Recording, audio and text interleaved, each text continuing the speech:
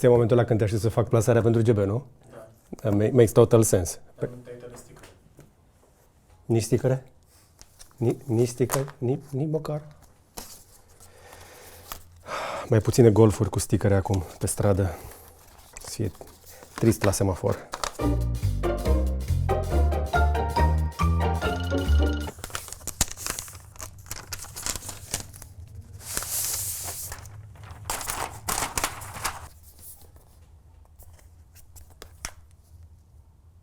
Deci nu se simte ieftin deloc. Deci chiar se simte premium în mână. Sincer, mă așteptam să-l facă din plastic. Dar este... Serios, acum, ce putea să-i cer altceva? E impecabil. Apropo, am o curiozitate. E un pic mai deschis. Nu pare, dar e un pic mai deschis. E un pic mai deschis. Adică dacă s-a putut aluminiu pe ăsta, care costă de 3 ori jumate mai mult,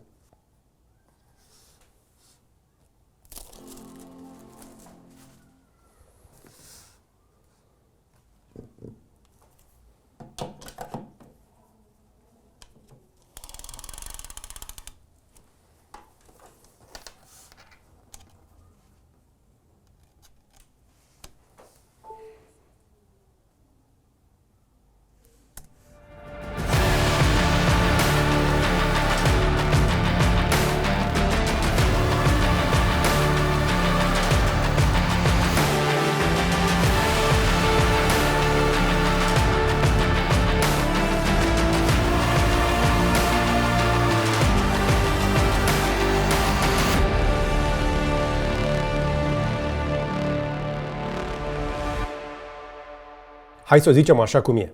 Apple tocmai au făcut ceva ce n-au făcut, cred eu, niciodată în aproape 50 de ani de existență. Au lansat un MacBook la 600 de euro. Și, serios acum, chiar l-am cântărit. 1,22 kg. Din aluminiu integral, rulează macOS complet, bateria ține 16 ore și rulează pe un procesor de iPhone. Dovada că se poate, o spunem de ani de zile. Serios, ăsta are în el un procesor de iPhone 16 Pro, într-un laptop. Deci se poate. Și probabil acum vă gândiți, ok, dar ce compromisuri au făcut? Păi chiar am făcut o listă. Dar mai întâi, hai să vedem de ce ar trebui să îngrijoreze bucata asta de metal pe toți ceilalți producători de laptopuri pe Windows. Ca să înțelegeți un pic ce s-a întâmplat, un pic de context. Cel mai ieftin MacBook era mereu pe la vreo 1000 de euro. Și asta de vreo 10-12 ani încoace. 10 ani același preț de intrare cu un pic de creștere din cauza inflației. Cu excepția MacBook Air, care mai prindea pe versiunea de bază un 800 de euro la lansare sau pentru educație, știți voi, tot felul de promoții. Dar MacBook Air-ul cu M1 în 2020, 1000. Cu M2, 1100. M5R lansat acum, $1100 preț de plecare, la care se adaugă taxe și altele. Și acum Apple zice, hai cu Neo la 600. Ca să vă dau un pic de context, în 2008 Steve Jobs a scos primul MacBook Air dintr-un plic. This is the new MacBook Air. Șocant, nu? Ăla costa $1800. Acum la aproape jumătate, la o treime din preț, primești un laptop care bate acel MacBook Air pe orice benchmark imaginabil. Oricare. Acum, sincer, mie mi-era dor de acel Apple MacBook care pare să fi dispărut. Apple nu mai spune nimic despre el. Ăsta s-ar putea să fie adevăratul lui succesor. Dar, mai bine hai să vorbim despre ce primești aici. Pentru că nu este o bestie. Este frumos, dar nu este o bestie. O să încep cu ce m-a surprins însă cel mai mult înainte să-l criticăm. În primul rând, hai să plecăm de la calitatea construcției, tipică Apple. Ăsta nu e un laptop de 600 de euro. Adică e, dar nu se simte. Aluminiu integral, exact ca MacBook Air. Încă o dată, același feeling, aceeași rigiditate când îl iei în mână. Dacă o să-l pui lângă un HP sau un Lenovo de același preț, diferența o să fie jenant de mare. În plus, pentru că ei știu foarte bine pentru cine îl fac, vine în 4 culori. Argintiu, care e clasic, blush, care e un roz subtil, citrus, care nimeni nu știe dacă e verde sau galben, și indigo ăsta, care este un albastru închis superb. La unboxing l-am pus lângă iPhone 17 Pro Max și este un pic mai deschis. Și uite un detaliu pe care Apple nu-l face niciodată la produse ieftine. Tastatură la culoare. Pe acest Indigo, tastele au o nuanță albăstrie. E un finishing touch, cum se zice, pe care nu-l vezi la niciun laptop sub 1000 de euro. Serios, uite și tu. Ăsta nu arată ieftin. Da? Este ușor, cât un MacBook Air. N-au vrut să-l facă și mai ușor, iar asta se simte un pic. E un pic mai gros decât Air-ul, dar mai mic totuși ca amprentă totală datorită acestui ecran de 13 inch pe un 16:9. Faza e că atunci când îl bagi în ghiozdan, în poșetă, în rucsacul de cabină la low cost, diferența de mărime e notabilă și, încă o dată, nu o să tragă la cântar. Hai să vorbim un pic de display totuși. Acum, nu o să fie șocant la acest capitol din punct de vedere al avansului tehnologic, dar 13 inch cu Liquid Retina, 500 de niți luminozitate, 1 miliard de culori. La exterior, în soare indirect, o să descurce bine, nu extraordinar. Dar, acum vine acel dar, e sRGB. Nu este P3 White Color ca pe Air. Ce înseamnă asta? Dacă pui acest Neo lângă un Air sau un MacBook Pro, e o diferență un pic subtilă de vibrancy. Culorile sunt un pic mai mute. Eu am observat chestia asta, spre exemplu, eu vin de pe MacBook Pro pe el și pare așa un pic, nu vreau să zic spălăcit, pare un pic prea luminos. Și asta pentru că are un pic mai puțin contrast. Și culorile totuși sunt clare. Acum, serios, dacă vii de pe un laptop vechi pe ăsta, o să-ți se pară foarte bun. Și cred eu de fapt că nimeni nu se va plânge de diferența asta decât dacă faci o coborâre, un downgrade, cum am făcut eu în ultimele zile. Acum, încă o dată, pentru 95% din oameni nu contează, nu va conta. Dar dacă editezi fotografii profesional, ăsta nu este laptopul tău. Oricum, nu cred că și-a cineva ăsta pentru a edita foto sau video. Ce lipsește și mi se pare mai important, nu are True Tone, adică ecranul nu se adaptează automat la lumina ambientală și pe temperatură de culoare. E o chestie pe care nu o apreciezi până nu mai ai, cum îți spuneam, pe MacBook Pro și pe altele. Nu o să observi că high refresh rate-ul lipsă de pe acest, spre exemplu, iPad Air și de pe iPhone-ul 17e, pentru că dacă vii de pe un device mai ieftin sau dintr-o generație anterioară, nu știi diferența. Tocmai de asta spun. 90% din oameni nu vor vedea diferența. Trebuie să vă zic și de tastatură. Mă așteptam totuși să facă economie aici. Nu s-a întâmplat. Tastatura se simte exact ca pe orice MacBook actual. Același travel, adică aceeași cursă a tastelor, aceeași tactilitate. Poți să scrii pe el ca pe orice MacBook Pro pe care l-ai văzut, dar lipsa backlight-ului se simte, adică nu sunt luminate tastele. Seara pe canapea cu lumina stinsă ai o problemă. Celelalte versiuni, din câte am citit, spre exemplu, de culoare la MacBook-ul ăsta Neo, au tastele albe sau deschise, ceea ce mai ajută un pic. Dar acum, totuși, să fim serioși, în 2026 un laptop fără tastatură retroiluminată e un compromis real. Da? Aici au tăiat. Trackpad-ul însă e o surpriză plăcută. Nu este mare, dar este foarte bun. Asta e un trackpad mecanic, nu haptic, Force Touch ca pe Air și Pro. M-am așteptat la ceva ce găsești pe laptopuri Windows ieftine, adică nimic bun, dar ăsta clichează peste tot, din orice colț, orice punct pe suprafață. Sunetul e un pic mai toc-toc-toc decât pe MacBook Air, dar feedback-ul mi se pare excelent. Serios acum, la banii ăștia, mie mi se pare că și trackpad-ul este peste așteptări, plus că nu simți că agață la mână, nu se lipește, nu freacă. Acum, cei de la Apple sunt recunoscuți pentru faptul că experimentează și împing tehnologia înainte. Uneori au mai făcut și greșeli cu anumite butoane pe generația de tastaturi Butterfly, dar eu cred că acum nu prea mai au mare lucru de îmbunătățit. Tastatura este foarte bună, iar la trackpad chiar au muncit foarte serios. Nu este ușor să faci un trackpad pe care să poți să apeși oriunde. Sincer, decât să dau tap, deși poți, sunt oameni care știu că preferă să apese cursă completă și aici să dea click dreapta. Păi se afundă suficient așa cât să fie satisfăcător și să-ți confirme că ai apăsat. Nu o să poți să intru în toate funcțiile, sunt o mulțime. Dar trebuie să vă dau partea onestă ca să înțelegeți totuși ce au tăiat ca să ajungă la acel 599, 600-700 de euro. Ai doar două porturi USB-C, atât. Plus un jack de 3,5 mm. Uite-le aici. Pe partea stângă două USB-C-uri și un jack aici și pe partea dreaptă nimic. Nici un cititor de carduri, nici un HDMI, nimic. Dar atenție, că astea două porturi USB nu sunt la fel. Nu. Unul este USB 3, 10 gigabits pe secundă, iar ăsta de aici din dreapta este USB 2, 480 de megabits, adică viteza unui stick de acum 15 ani. Și nu scrie nicăieri chestia asta, nu e marcat pe laptop. Serios, macOS totuși te avertizează dacă vrei să mufezi un monitor extern în portul greșit, ceea ce e util, dar în același timp e ridicol. Serios, Apple, pune aici așa o iconiță, stânga aici, nu știu, niște markings, ceva. Știu că nu este pe design language-ul lor. Istoric vorbind, Apple s-au certat inclusiv cu consorțiul USB pentru a-și putea face chestia din interior de aici la culoarea pe care au vrut ei. Ei au fost primii care au băgat plasticul ăla alb înăuntru, acolo când toată lumea punea albastru acum, nu știu, 15 ani. Dar, încă o dată, pentru cei care sunt un pic mai pe productivitate, nu ai Thunderbolt, nu ai MagSafe. Încărcarea se face prin USB-C cu un încărcător de 20 de W maxim. Acum, noi am măsurat un pic mai mult, nu? Pe încărcătorul nostru de la gb.ro, mulțumim Apple că nu puneți încărcătoare, norme europene, trebuie să recunoaștem lucrul ăsta, acest laptop a tras maximum 31 pic de W. E un pic lent, dar, serios acum, nu este chiar așa de mult. Mai vorbim despre baterie imediat, pe mine mă încurcă lipsa de MagSafe pentru că aceste laptopuri sunt gândite și pentru copii. Iar copiii nu sunt întotdeauna atenți, se mai împiedică de un cablu și ce se întâmplă? Laptopul o să vină după el. MagSafe rezolva fix problema asta și de-aia îmi place așa de tare pe laptopul meu de lucru. Mai e o problemă. Nu ai Touch ID pe modelul de bază, ăla de 600 de care ziceam. În locul acestui Touch ID de aici, ai un lock key care doar blochează ecranul.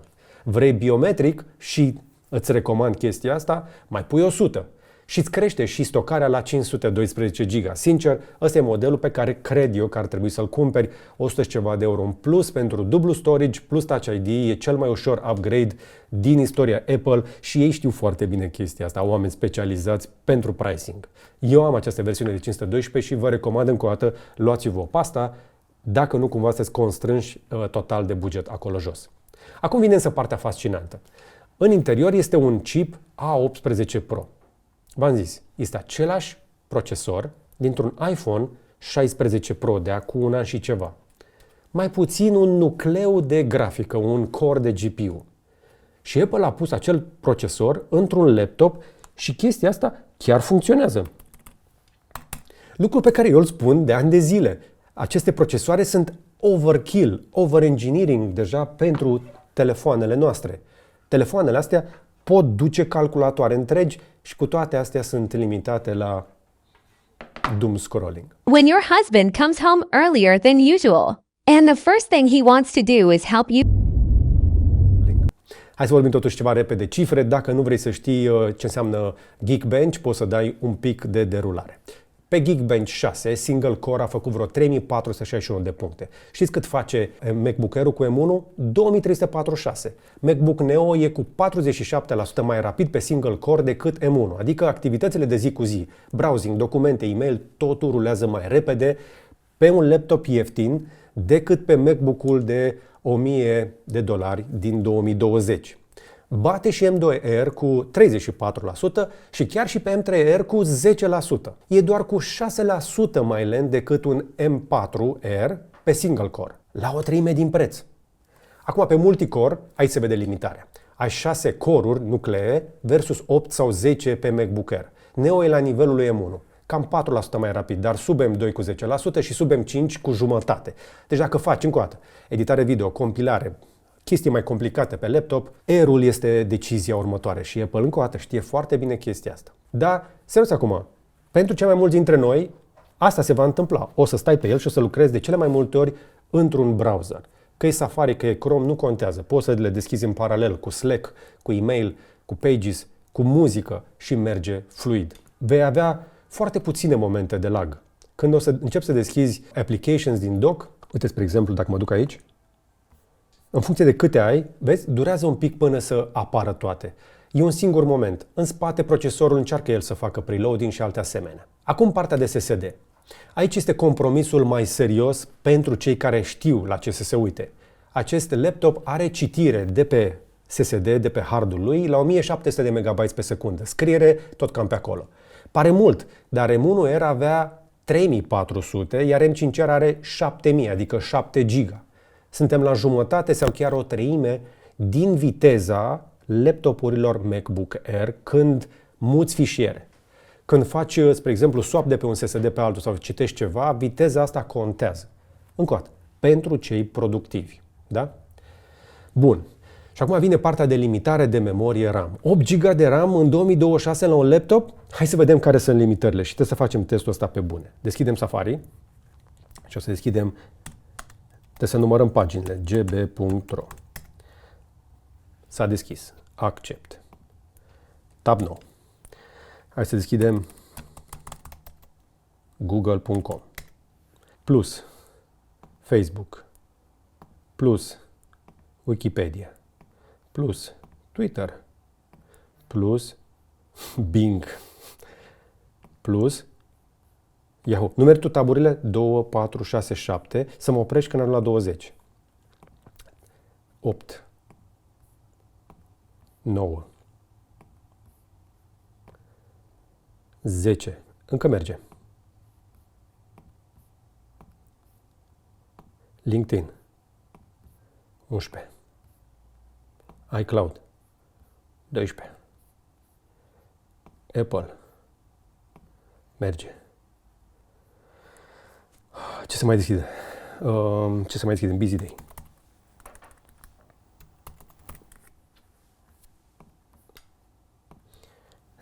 Hot News.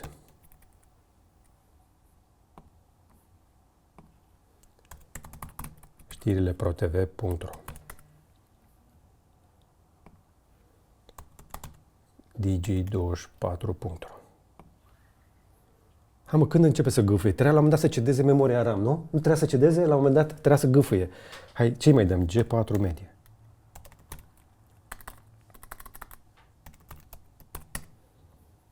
Instant. Bun. Hai să mai dăm ceva mare. Amazon. Hai să încercăm să-l omorâm cu YouTube atunci.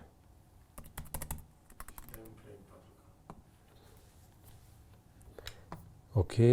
Accept.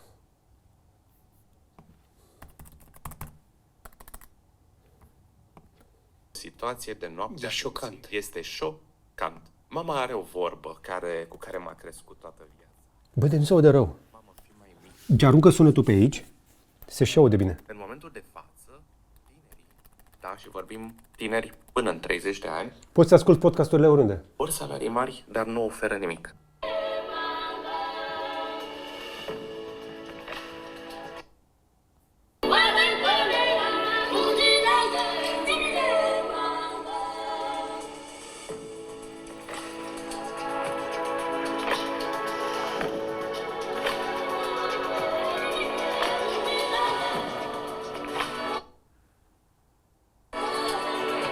K. Salutare! Actuali sau viitori exploratori ai sălbăticiei și... Bun. M-am convins. E fluid, da? E fluid și la 10 taburi, și la 20 de taburi, și la 30 de taburi. Și dacă ascult muzică, și dacă te uiți la podcasturi și așa mai departe. La un moment dat o să-i vezi limita. Dacă te duci aici și îți vând un pont, deschizi Activity Monitor și o să vezi exact unde e limitarea. Te uiți aici la memory. Uite, YouTube, am mâncat singur 1,13 giga. Dar încă ar mai fi. Ar mai fi 1,5 giga după ce am deschis toate taburile astea. Deci 8 giga e suficient. Pentru că este exact ce făceai și pe M1R, apropo, cu 8 giga și era ok. Deci, încă o dată, dacă nu ești hardcore pe producție, dar dacă vrei să editezi video, dacă vrei 50 de taburi sau dacă vrei Xcode și vrei să rămâi în zona de buget, uite-te la un MacBook Air cu 16 GB de RAM. Neo nu va fi pentru tine și asta e ok. Nu trebuie să fie. În plus, că am dat pe video mai devreme, Apple zice că ține 16 ore în video playback, 11 ore de browsing web și, în realitate, poți obții chiar și vreo 13 dacă nu dai ecranul foarte luminos. O zi de muncă, 8-10 ore, fără să ajungi la baterie, este mai mult decât ok. E mai puțin decât Airul, care face 18 ore, în teorie, dar e mai mult decât aproape orice alt laptop cu Windows pe la 800 de euro. Și e considerabil mai mult decât orice Chromebook. Apropo, tu știi pe cineva cu Chromebook? Adică aveam așteptări atât de mari de la ecosistemul ăla de nu vă dați seama. Mă așteptam ca toate telefoanele cu Android să emuleze măcar un Chromebook. Anyway, să revenim. Procesoare mobile, sistem de operare complet, deci se poate. Da? Acum, când vine vorba de încărcare totuși, după o zi de muncă, dacă nu-l ții încărcat la priză, o să vezi că îți va lua până la 2 ore să-l încarci la plin. Cel puțin 1 oră și jumătate. Dar dacă bateria te ține toată ziua, cât de des ai nevoie de fapt să-l încarci în mijlocul zilei? Bun, și acum, hai să vedem un pic, să facem un pic de comparație. Pe la vreo 600 de euro pe piața de Windows, ce primești? Să fim sinceri, mult plastic, ecrane mai vechi, gen TN sau IPS mediocre, trackpad-urile alea care nu vor să fie atinse și ventilatoare care pornesc la fiecare tab de Chrome. Și acum vă dau câteva exemple din ce am găsit prin piață la nivel de review-uri ale altora, pentru că eu încă n-am pus mâna pe ele. Dar de dragul comparației, HP OmniBook 5 pe la vreo 600-700 de euro, ăla are 16 GB de RAM și jumătate de tera de stocare. Deci câștigă pe specificații, dar cântărește cu jumătate de kilogram în plus, are un trackpad slab, spun oamenii pe internet, și o calitate de plastic-metal combinat, să zicem așa, destul de ieftin. Lenovo are un IdeaPad Slim pe la vreo 500 de euro și ăla 16 GB de RAM, 1 tera pe SSD și un ecran de 15 inch chiar mai mare. Deci pe hârtie îl bate pe Neo la specificații. Dar e mai greu, 1,63 kg și are o cameră de 720p. Și acum, serios, e doar un Lenovo. Lenovo face și laptopuri bune. Dacă le face ieftine, chiar le face. Păi, apropo, asta mi-aduce aminte, trebuie neapărat să văd, să fac proba de cameră. Uite, așa mă văd și mă aud pe camera lui MacBook Neo. Împotriva luminii, încă mă văd, se chinuie din greu procesorul să facă compensarea, dar încă mă văd. Deci, pentru ședințe și școală de la distanță și, Doamne ferește, de încă o pandemie, dacă lumina este suficientă, este mai mult decât ok. Vă provoc să faceți același test, apropo, și pe laptopuri, din nou, din categoria ieftină. Cum ar fi, spre exemplu, acest Surface Laptop Go, tot pe la vreo 800-900 de euro, care e mai scump decât Neo, cu performanță însă mai slabă. Și chestia asta mă frustrează în continuare. Eu chiar am dat banii pe un astfel de Surface cu procesor mobil încă de acum 2-3 ani. Nu am vrut să-l fac să meargă nici măcar pe chestii simple. Chromebook Plus pe la vreo 400-500 e cu 200 mai ieftin, dar e Chrome OS. Și apropo, știți că laptopul ăsta suportă și el discount educațional? Adică dacă ești la școală și te înscrii la Apple, poți să-l mai reduci cu încă 100 de euro. Sper să funcționeze chestia asta și la noi, că în state e valabilă. Dar la preț de bază de 500 de euro plus taxe, hai să zicem maxim 600, e un shut-up and take my money. Deci da, Windows are avantaje pe memorie RAM și stocare, dar pe materiale, pe trackpad, pe ecran, pe boxe, pe ecosistem, pe longevitate, update-uri de soft și pe toată experiența în general, Neo câștigă categoric. Și de aia trebuie să vă dau recomandarea mea sinceră, absolut sinceră, de la mine. O să fiu direct. MacBook Neo e pentru cei care sunt la primul laptop. Poate pentru copilul tău care intră la școală, la liceu, la facultate. Pentru al doilea laptop, dacă mai ai un Pro pe la birou și vrei ceva ușor pentru călătorii și ești genul ăla de om care își permite. Sau pentru oricine care a vrut mereu un Mac și nu a putut justifica cel puțin 1000 de euro de până acum.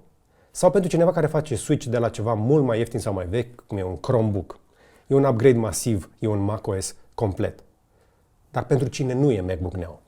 Cred eu că nu e pentru cei care vor să facă editare video, încă o dată muzică, programare. Pentru asta ia-ți măcar un MacBook Air sau un Pro. Nu e pentru cine vrea să conecteze mai mult de un display extern, pentru că merge doar unul singur mufat. Și, serios acum, dacă ai deja un laptop din ultimii 3-4 ani, ai deja un laptop mai capabil de la Apple, nu trebuie să treci încă pe asta. Versiunea pe care o recomand eu este asta, de pe la vreo 700 de euro. Jumătate de tera, Touch ID, e in the sweet spot, cum zicem. Așadar, treaba e cam așa. Apple a făcut cu laptopul ăsta ce a mai făcut în 2020 când a lansat MacBook Air cu M1. A schimbat iar jocul, a redefinit ce înseamnă laptop de buget. Nu sunt la prima aventură, au mai făcut-o și cu primul MacBook Air. E deja metodă la ei. Puțină lume își amintește ce bătălie a fost. S-au dus la Intel și le-au cerut exclusivitate pe procesorul acela i5 Haswell pentru cel puțin, nu mai știu, 3 ani, o chestie, o nebunie de genul ăsta. Au vrut să fie singurii care pot oferi un laptop, încă o dată, care încape într-un plic.